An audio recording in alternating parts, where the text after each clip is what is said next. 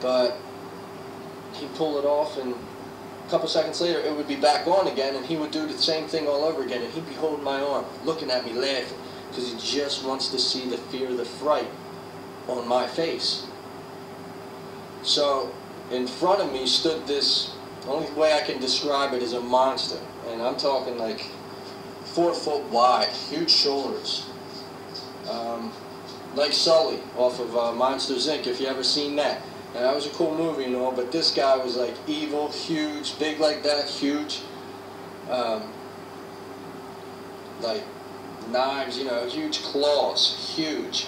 And these things, he would just go like this, wham, and come off from this side, and when he'd hit me, he'd just rip my stomach to shreds, and my whole insides would fall on the ground of the cave.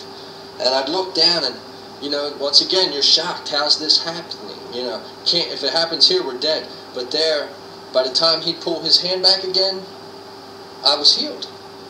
And he would do it all over again, and he'd laugh at me. So the whole thing there, they wanted to laugh. They wanted to see your fear. They wanted to torture you.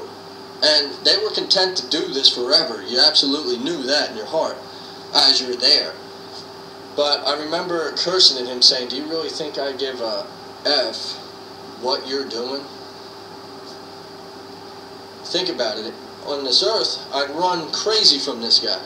But there, he didn't even affect me. Because I couldn't feel my stomach being tore open. I couldn't feel my arm being ripped off. And even with the smells, and even with the screams, the panic, the chaos, constantly. The chaos for me was the separation from God. Knowing that I can pray all I want. I can't get my prayers up to Him. It's over. You know. It's like grabbing a rubber ball trying to throw it through the ceiling. It's not going to happen.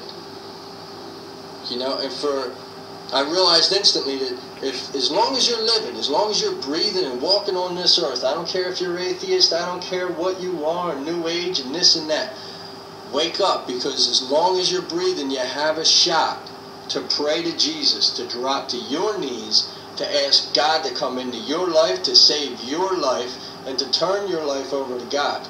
And you can do that as long as you're breathing. Once you breathe your last breath, the dishes are done. Whatever you've accumulated to that point will be what happens. And a lot of people say, well, my God he's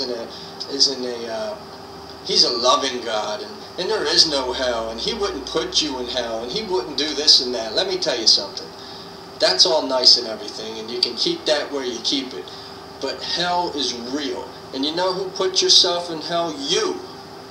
Because you're shown how you lived. You see everything you've ever done.